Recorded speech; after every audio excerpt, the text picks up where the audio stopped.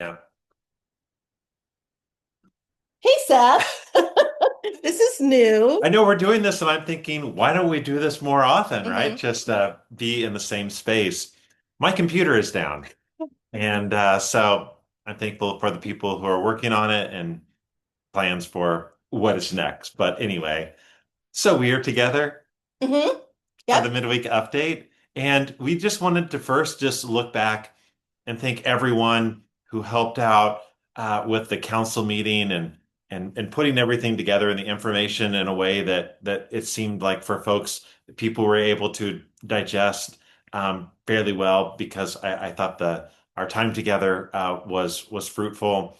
And wanted to mention that if you would like to watch the council meeting, that again, it is unlisted. And so you can't just find it on YouTube. But if you reach out to the church office, we can send you the link again. You could also go back to a previous email where it was sent out last week and watch it from there, from the link. But so one of those methods, or just reach out if you have questions, if you would like to watch that. It was fun to have a fellowship meal again hmm to share in that together.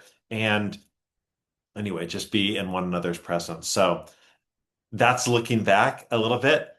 Looking forward, like the fellowship meal that we didn't have one for a while over the summer. We haven't had food, fun, and friends for a while.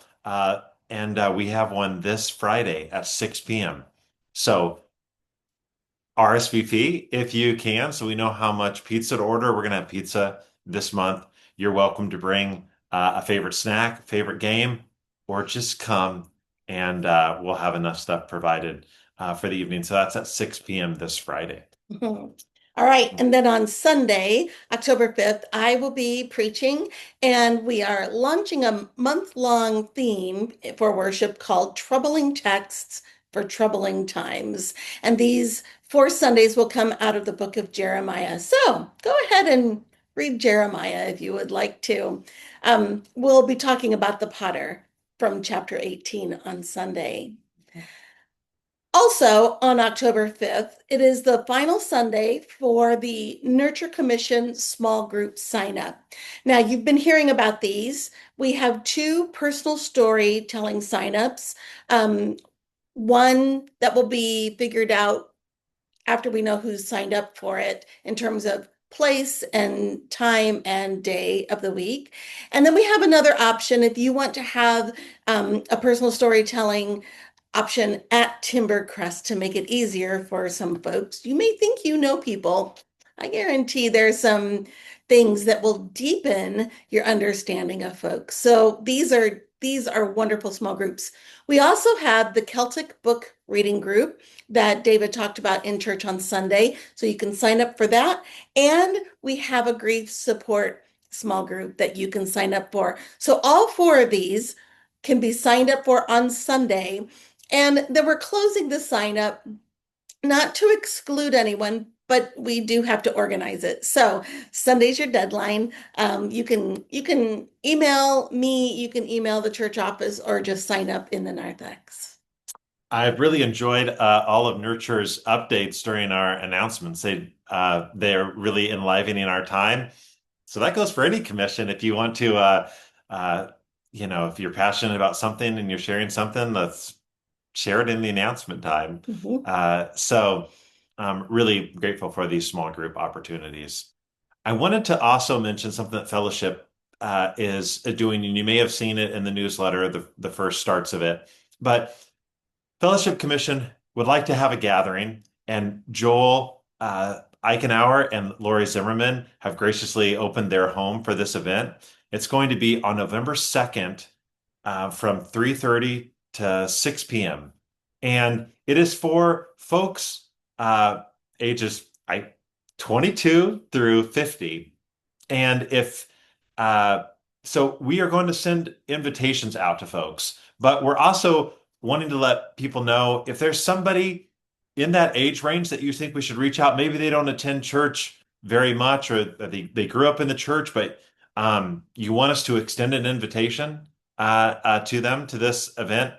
Let us know. That's kind of why we're posting it. Obviously, if you're in that age category, it's letting you know as well if this is happening.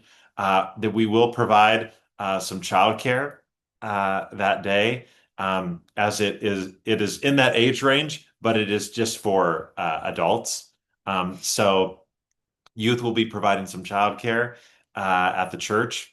So we look forward to this event. Reach out to me if you have any questions or if you have names or folks that you think we should invite to this, then let us know. So that's coming up a little ways away on November 2nd, but wanted to let you know kind of what we're asking for as well in this time. I've not been part of the planning, so I'm going out on a limb saying this, but Yes. I know that there are folks who are in the 50 range who have felt like there hasn't been anything specifically for them. So I'm going to say it's 50-ish. Well, of And course. we want to catch folks who are in that funny time of life. You're not old, you're not young. What are Yeah. you? Yeah. Yeah, and we're not going to be selling some kind of like pyramid scheme at the event. It won't be high pressure sales.